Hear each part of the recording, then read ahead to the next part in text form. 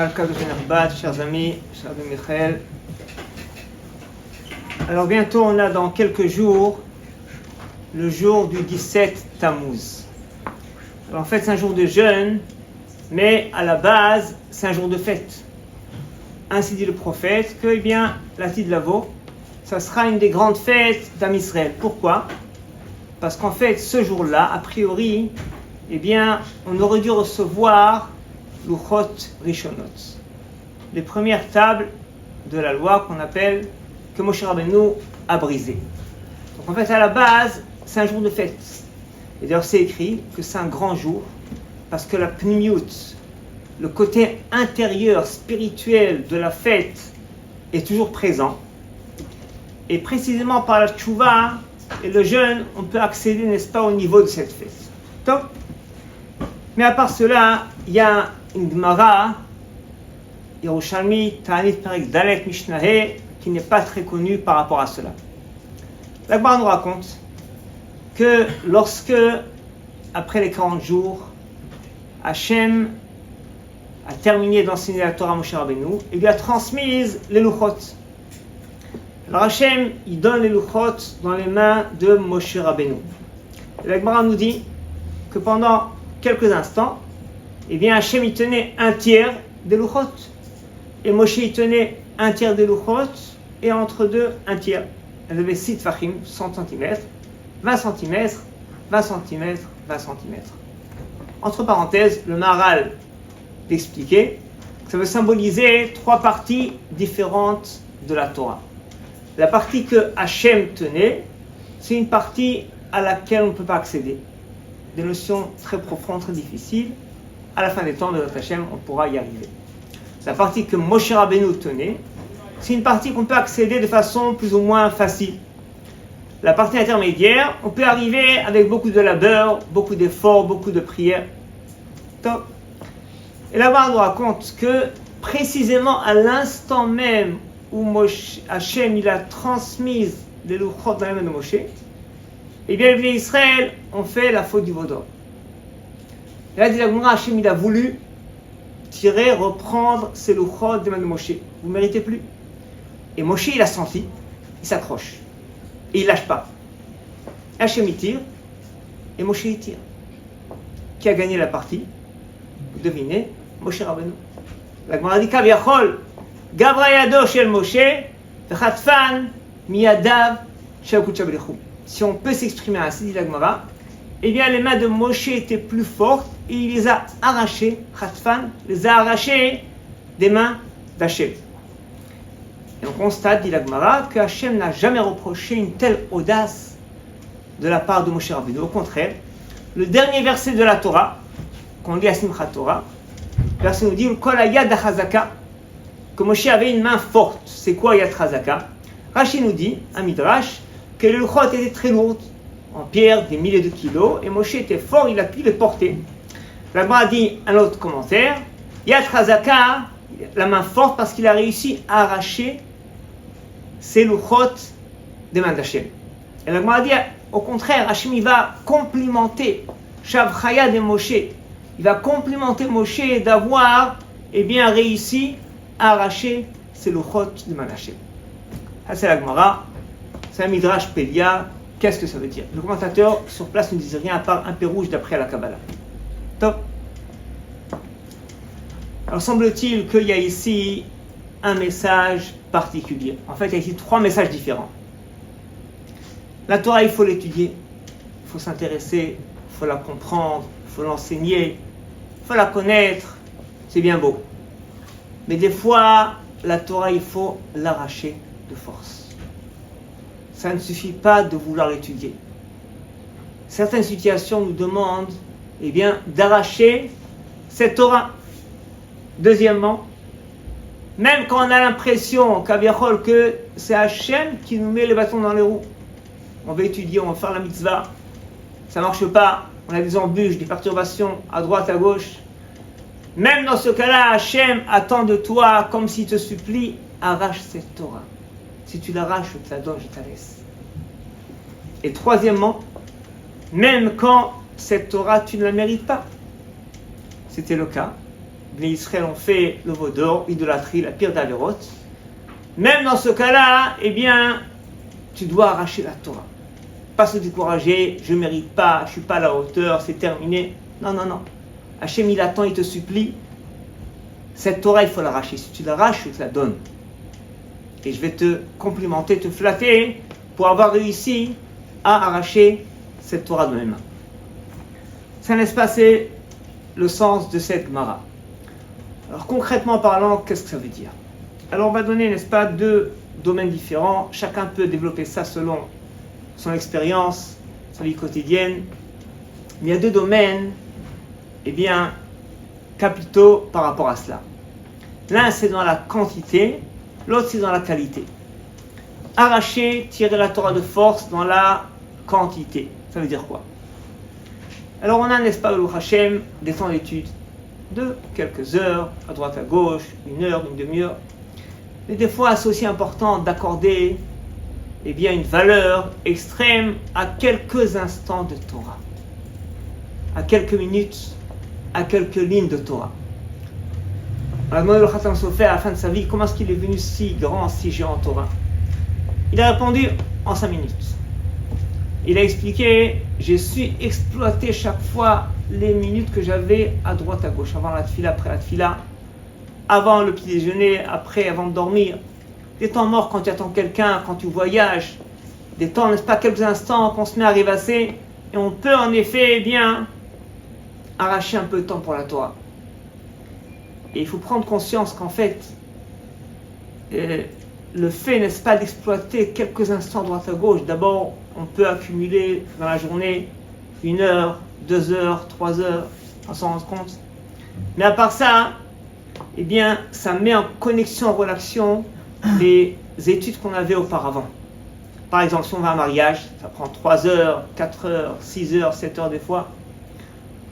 Alors si, eh bien, on prend 5 minutes au milieu pour prendre un livre de Torah, eh bien, ça va mettre en relation l'étude qu'on a fait avant et ce qu'on aura après. Et des fois, on a des flashs de compréhension particuliers, précisément quand on est dans un mariage, dans un métro, dans un bus, un voyage. Parce qu'on a fait un effort d'arracher cette Torah. Vous savez, à Kelem, je vais de Kelem, en été, c'était Motzei Shabbat plus tard qu'à Paris, vers 11h30, minuit. Et donc, on ne voulait pas imposer évidemment aux étudiants, après Havdalah, encore études de Torah. Mais qu'est-ce qu'ils ont fait? La Yeshiva a imposé, après Havdalah, 5 minutes de Torah. 5 minutes dans lesquelles on allait étudier un livre, qu'on allait revoir encore une fois uniquement la semaine d'après Motzei Shabbat. Pour montrer aux élèves, avec 5 minutes par semaine, pendant 6 mois, de Pesach à Sukkot, eh bien, tu as parcouru un livre entier. Ça laisse passer arracher la Torah dans la quantité. Autre exemple, le Rav Ben Giz, qui était un des rabbanim du Rav Eliashiv, eh bien, il étudiait 2 tapim de Gemara tous les jours.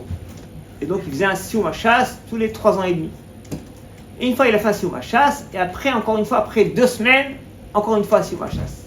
On va dire, ah ben non, il nous faut 3 ans et demi, pas 2 semaines. Non, ça c'est notre chasse. Celui-là, je l'ai commencé il y a 20 ans. Chaque fois que j'avais quelques minutes à droite ou à gauche, eh bien, j'étudiais quelques lignes de Gemara. Et par hasard, je l'ai terminé, eh bien, 2 semaines après mon Siyum HaShas normal. En effet, quand on arrache la Torah, eh bien, on se rend compte qu'il y a beaucoup de temps perdu qu'on peut exploiter. Ça, c'est exploité dans la quantité. Évidemment, les exemples sont nombreux. Chacun a vérifié par rapport à soi-même qu'est-ce qu'il peut réaliser. Et en fait, quand on s'habitue à ça, c'est pas uniquement une quantité, mais ça va aussi augmenter la concentration, l'intérêt, la passion de la Torah. Et encore plus, ça va déclencher une aide divine considérable de nous aider à faire cette Torah. Évidemment, ça concerne pas que la Torah, mais aussi toutes les mitzvot. Parce que dans toutes les mitzvot, il y a ce paramètre-là qu'il faut des fois les arracher, quand on est perturbé, qu'on n'arrive pas à le faire. Dans la qualité, c'est un autre domaine qui est peut-être plus important.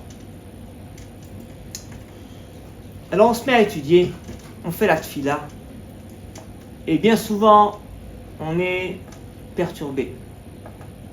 La concentration elle est très light de nos jours, pour beaucoup de raisons.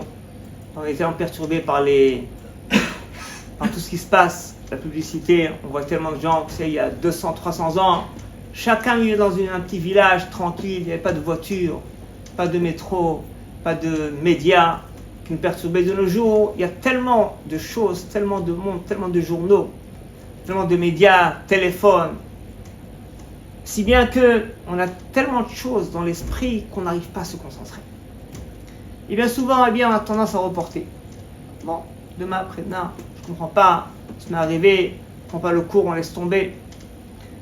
Et là, n'est-ce pas, cette main nous dit, il faut arracher. Même quand la concentration elle est à 15-20%, il faut l'arracher de force. Des fois, ce n'est pas la concentration, c'est la volonté. On n'a pas tellement envie. On n'a pas le chéchek, pas de volonté. Et là aussi, le message divin d'Hachem à Moshe Rabbeinu pour tout Am Israël, dans tous les temps, c'est d'arracher cette Torah. Qu'est-ce que ça veut dire? Dans notre fila, on dit tous les matins, Kol Shama, Ta'aleli Alléluia. C'est le dernier verset de Tehillim. Là-bas, c'est écrit une fois. Nous, on le dit 2 fois. Pourquoi 2 fois? Parce qu'en fait, il y a 2 commentaires qui paraissent paradoxaux, mais qui sont en fait complémentaires sur ce verset-là. Un commentaire dit Kipshuto, Kol Shama, tu dois remercier Hachem, complimenter Hachem avec toute ta neshama, c'est-à-dire quand tu as toutes tes facultés, toutes tes capacités mentales, et spirituelles, intellectuelles. Quand tu es au brio, quand tu comprends bien, quand tu as envie, eh bien, mets-toi à fond dans la Torah, dans la Tfila, dans la mitzvah, impeccable. Second commentaire dit le contraire. Kol Shama, il y a une dracha de Chachamim, dans Choulin, Kol Dehu. D'où est-ce qu'on sait que même un aliment interdit, même une miette, c'est interdit, pas qu'un kazaït. Chez Neymar, Kol Chele Vechol Dam Lotochelu. Kol, dit la Gemara, c'est Kol Dehu, c'est une partie infime. Donc Kol, c'est la totalité, mais Kol, c'est aussi Kol Dehu, une partie infime de la chose. Donc, dit le Midrash, Kol Dehu Neshama. Tu vas remercier Hachem, tu vas complimenter Hachem avec une petite partie de ta neshama, c'est-à-dire quand tu as une petite partie de tes capacités, quand tu n'arrives pas à te concentrer, quand tu ne comprends pas, quand tu n'as pas envie de faire la chose. Eh bien, les 15-20% de tes capacités que tu as, tu vas les consacrer pour la mitzvah. Pour Hachem, c'est pareil. Si le maximum que tu peux réaliser, maintenant c'est 20%, pour Hachem, c'est 100%. C'est pourquoi ces 2 commentaires sont sur le même mot, Kol Shama, Kol Shama. Kol Dehu ou Kol Kula, parce que c'est pareil pour Hachem, le maximum que tu investis, et bien pour Hachem, c'est le 100%. Et bien c'est ça, arracher la Torah, parce que en général, une personne aime s'exprimer dans ce qu'elle fait. On aime être au top, ce qu'on appelle perfectionniste. Ça ne marche pas, on laisse tomber. Et là, c'est un tort. Parce qu'on te dit, il faut que tu arraches cette Torah de force, même quand tu n'arrives pas à te concentrer, quand tu ne comprends pas, quand tu n'as pas envie, les 15% que tu as de capacité, il faut les mettre, il faut l'arracher à présent. Entre parenthèses, c'est bon à savoir, il y a un Balatania, ainsi que Meor et Naïm, explique qu'on est perturbé très souvent dans la Torah et surtout dans la Tfila, dans la concentration. Très souvent, des mauvaises pensées viennent nous déranger. Dit le Balatania, c'est pas un mauvais signe, au contraire, c'est un très bon signe. Pourquoi? Parce qu'en fait, dit-il, il y a des fois, on a fait tchouva sur une quelconque avéra. La tchouva, elle est presque parfaite. Ou alors, la tchouva, on l'a fait dans l'action, mais dans la pensée, il manque encore un peu de tchouva. Et donc, ces pensées mauvaises, lorsqu'on est en ascension spirituelle, à un niveau spirituel grandiose, dans la tfila par exemple, elles viennent comme nous supplier de leur faire un tikkun. C'est pourquoi elles viennent nous déranger, pas pour nous déranger, pour nous demander de faire le tikkun, de perfectionner notre tchouva par rapport à tel avéra. Et c'est pourquoi elles viennent nous déranger. C'est quoi le tikkun, c'est quoi la tchouva? Ne pas y penser, concentrer, eh bien, son esprit sur les mots de la Torah et de la tfila. Ça va donner une nouvelle base, un nouveau siège à ces pensées mauvaises qui vont automatiquement avoir leur tikkun, leur tchouva. Donc, du Batania, ce n'est pas un mauvais signe, au contraire, c'est un bon signe. Et donc c'est aussi une occasion pour nous d'arracher cette fila qu'on est perturbé parce que, eh bien, comme Hachem a voulu arracher ces louchot des mains de Moshe, c'était pas une punition. C'était en fait comme un test pour Moshe Rabbeinu. Et Moshe, eh bien, il a bien capté le message, il a arraché de force pour nous enseigner jusqu'à aujourd'hui que cette Torah, cette fila, cette mitzvah, il faut l'arracher. Dans la quantité ou alors dans la qualité. C'est écrit dans Tana Develiaou. Tana Develiaou, c'est un livre très intéressant, rédigé par Rav Hanan, qui accompagnait Eliyahu Hanavi dans ses voyages. Et, eh bien, à la fin de sa vie, il a écrit quelques secrets que lui a dévoilés Eliyahu Hanavi. Ça, c'est Tana Develiaou. Et là-bas, c'est écrit que lui a dit Eliyahu Hanavi qu'à la fin des temps, ce qu'on vit aujourd'hui, eh bien, les Bnei Israël devront accomplir la Torah mitoch hadochak, mitoch tirufadat ou mitoch bilbuladat, c'est-à-dire dans des situations très difficiles, perturbations dans l'esprit, perturbations quotidiennes, en étant embrouillé dans l'esprit. C'est une des épreuves de la génération. Et il ne faut pas être déboussolé chaque fois qu'on est perturbé, déconcentré, on n'a pas envie. C'est précisément, ce n'est pas par hasard. C'est prévu à l'avance depuis des millénaires par Hachem, ça a été dévoilé par Eliyahu Hanavi. Et au contraire, ce qu'on nous demande, c'est d'arracher cette Torah, cette mitzvah de force.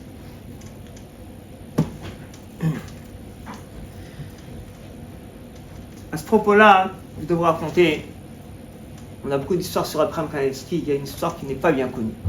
Celle-là, je l'ai entendue de Rav Dalia Onisberg, qui est marié avec sa petite fille. Et il est témoin, n'est-ce pas, de première source de cette histoire-là. Il y avait en Israël un homme qui était très malade, un grave cancer. Et bon, les médecins étaient désespérés. C'est une question de quelques semaines, ils lui ont dit. Il avait la bar mitzvah de son fils. Et ils lui ont conseillé de l'avancer. Parce qu'apparemment, il n'y aura aucune chance qu'il puisse la faire à temps. Top. Et il est allé voir le Rav Kanevsky. Il a dit à lui, voilà. Le Rav le regarde et lui dit, Atakovea itim la terre, est-ce que tu fixes un temps pour la Torah? Et l'homme lui répond, Rabbi, je suis au kollel, matin, après-midi. Et alors après, il lui répète, Atakovea itim la terre, tu fixes un temps à la Torah? Il dit, oui, Rabbi, je te dis, matin, après-midi, il faut aussi le soir, vendredi, Shabbat, je fais que ça. Le Rabbi lui dit encore, Atakovea itim la terre. Après, il a expliqué. Il a dit, je vais te dire, c'est quoi ma kavana?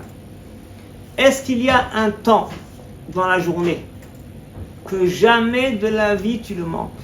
Que ce soit le dimanche, le lundi, le Shabbat, Rosh Hashanah, Kippour, que tu es en vacances, quand tu es malade, quand tu es en voyage, dans n'importe quelle situation, quand tu maries ta fille, dans tous les cas, un temps fixe à la Torah que tu respectes tous les jours. Et là, il s'est tué. Il a avoué qu'il n'avait pas ça. Alors, lui dit, Tikva et Zershav. Maintenant, fixe un temps comme ça pour la Torah. Une page de Gemara, un chapitre de Mishnah, ce que tu peux, avec un repère fixe. C'est quoi un repère? Ou alors la montre. 7h du matin, 9h du matin, 9h du soir.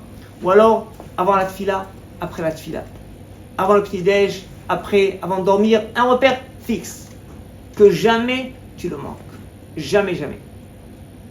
Et t'inquiète pas, tout ira bien. Parmi ta fait là, attends, tout ira bien. Cet homme a vécu non pas quelques semaines, comme ont prévu les médecins, il a vécu encore 24 années de plus. Kovea itim la Torah. Un temps pour la Torah, mais un temps qui va, comme on dit, défier les lois de l'univers. Comme dit le Rambam, eh bien, l'étude de la Torah dans toutes les situations, qu'on soit malade ou en bonne santé, qu'on soit riche ou pauvre, etc. Une autre histoire pour compléter cela. Il y avait, juste avant la Shoah, une famille orthodoxe qui avait un enfant qui malheureusement était bouché. Il ne comprenait rien, il oubliait tout. Il avait de grosses difficultés à l'école à comprendre la Mishnah, la Gemara. Et ça a pris vraiment des années pour qu'il puisse, comprendre un daf de Gemara. Il a étudié le premier daf dans Baba Kama Perek Shishi, HaKones, on va dire, on l'appelait Yann Kele Akones, parce que c'est ce qu'il savait. Yaakov Yann Kele Akones, c'est le daf qu'il savait, un seul daf de la Gemara. La Shoah a éclaté, ses parents sont partis là-bas malheureusement, mais lui, n'est-ce pas, a débarqué en Israël. En Israël, il a trouvé un travail du matin au soir, et le soir en rentrant à la maison, eh bien, il révisait son daf de Gemara, Akones, tous les soirs, même daf, tous les soirs, pendant des années, tous les soirs, s'il savait, il ne comprenait rien à la Gemara, un daf il savait, il le répétait tous les soirs, il était content, heureux, top. Un beau jour, il voit à Jérusalem une affiche qui font là-bas Sioum Dafayomi, le chasse entier. Top, il attend le Rav qui termine le Sioum à chasse. Et il dit, Rabbi, je peux vous parler? Il dit oui. Il dit, voilà, est-ce que je peux participer au Sioum à chasse? Il dit, bien sûr, viens, pourquoi pas.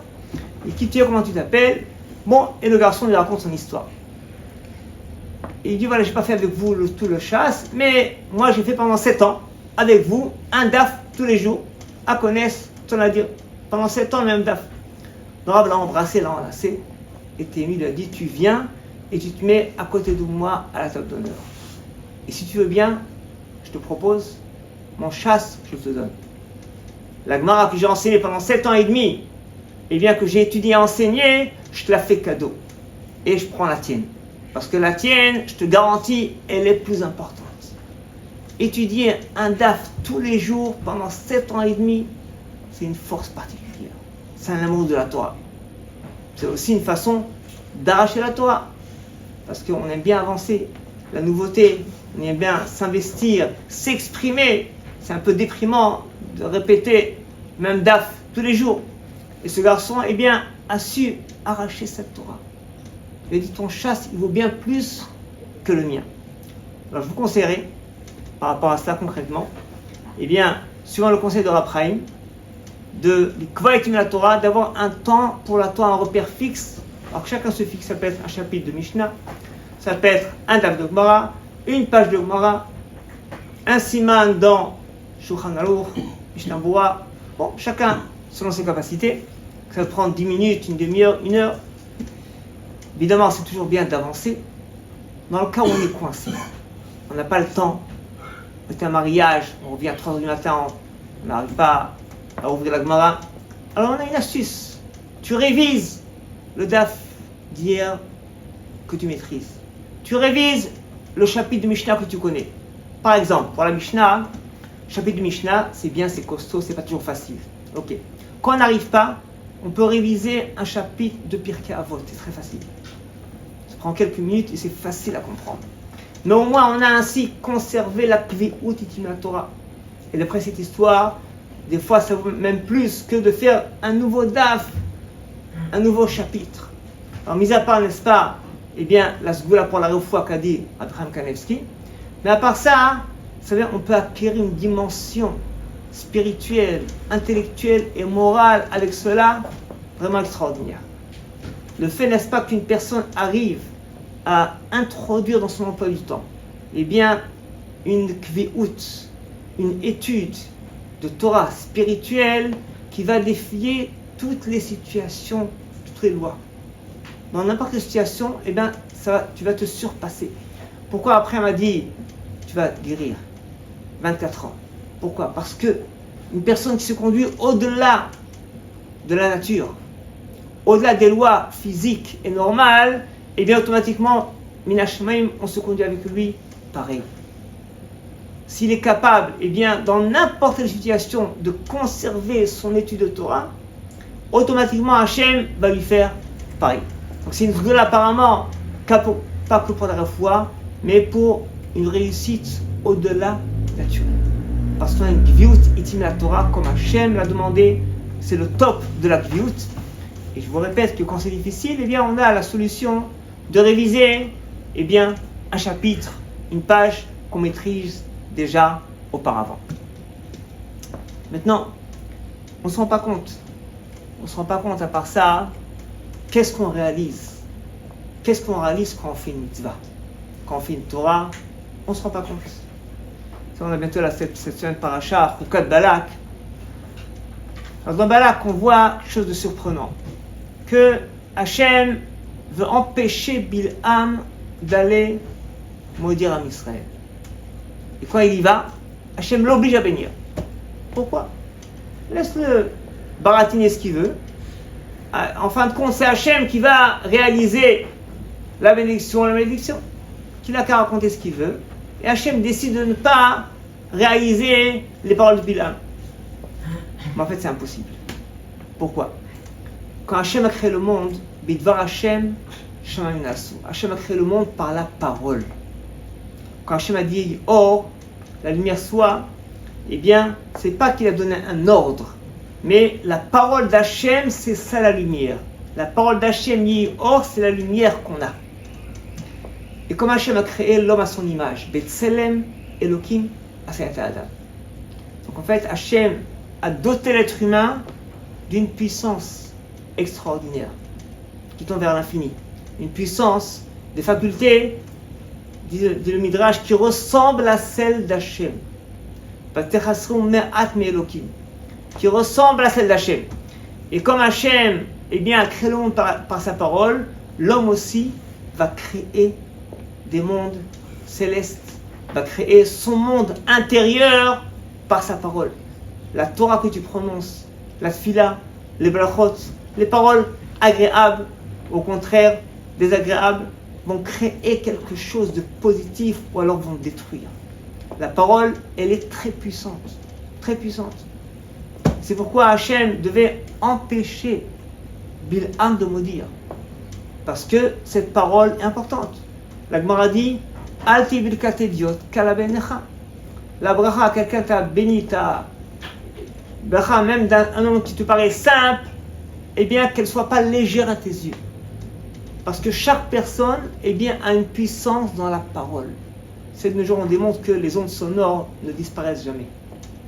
L'onde sonore, elle se propage dans l'univers. On peut la capter quelques secondes, mais en fait, elle est encore existante.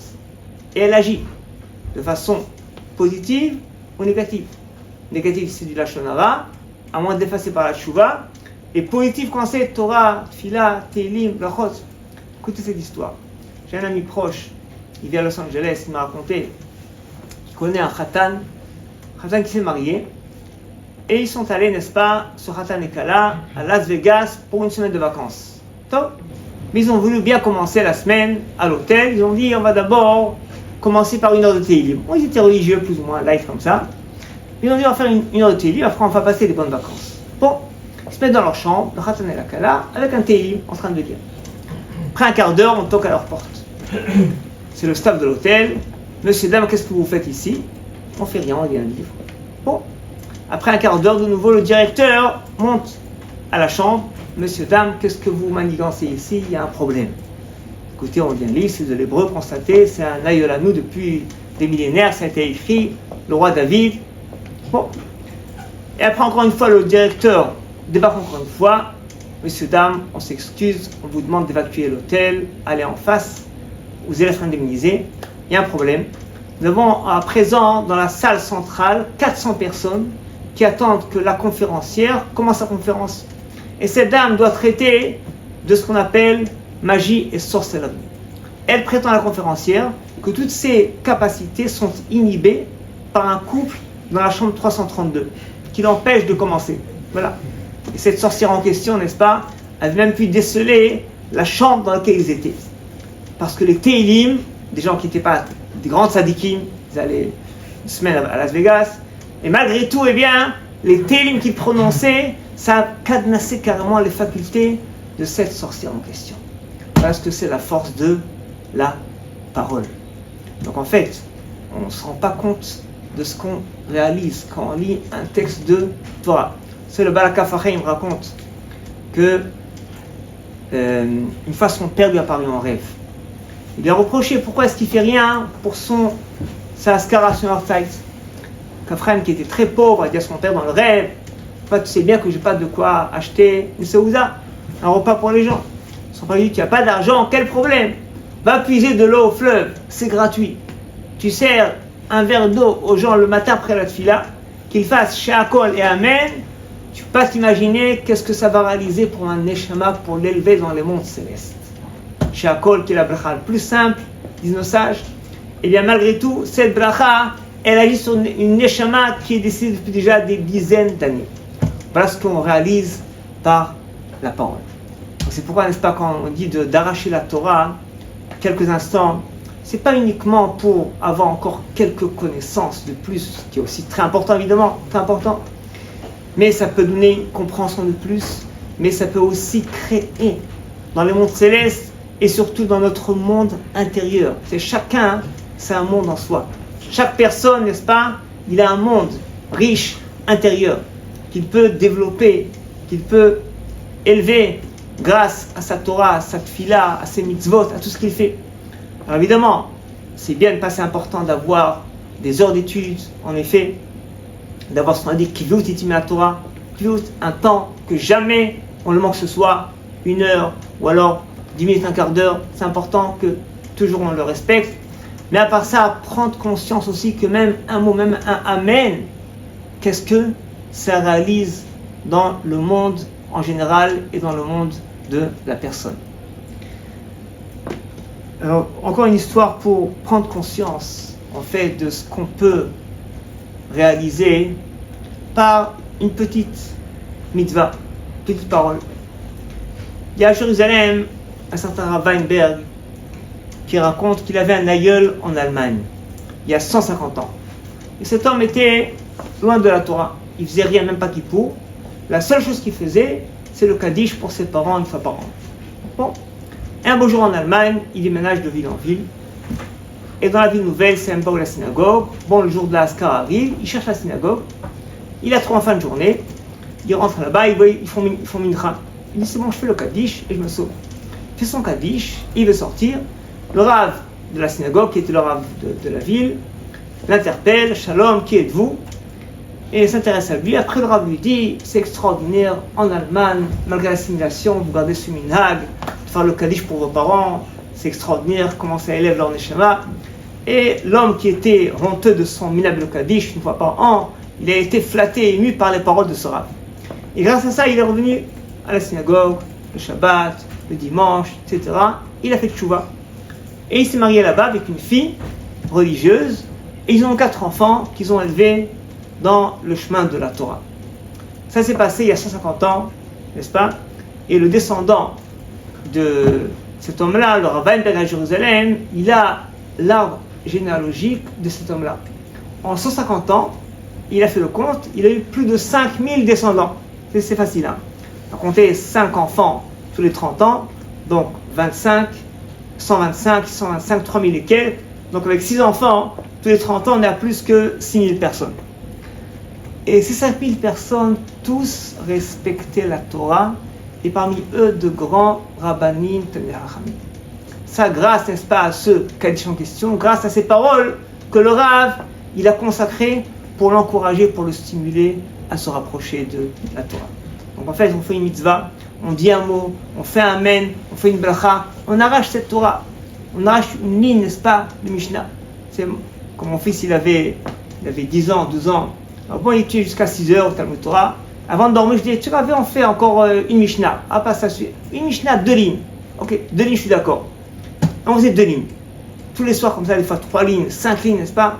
Et en effet, il a dit que ça lui a appris l'importance de quelques lignes de Torah. On n'a pas toujours la force pas de faire une étude. Mais quand on arrache cette Torah, quelques lignes, quelques instants, eh bien, vrai, c'est pas uniquement on emmagasine beaucoup de connaissances à droite à gauche, ce qui est aussi vraiment considérable. Mais à part ça, on apprend à apprécier la Torah, à la mettre en valeur. Ça nous donne, n'est-ce pas, des stimulations. Quand tu prends, n'est-ce pas, une vitamine, un verre d'eau, qui te stimule tout d'un coup, tu es fatigué, tu prends un verre d'eau, tu prends un coca, ça te stimule.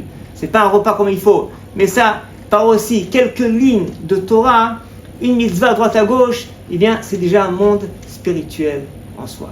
Ça, n'est-ce pas, c'est le message que Hachem a voulu transmettre à Moshe Rabbeinu lorsqu'il a laissé Moshe arracher cette Torah. Alors, comme dit le 17 Tammuz, eh bien, c'est là où on commence, n'est-ce pas, à se rappeler du Chorban, mais en fait, c'est là où on commence la Géoula.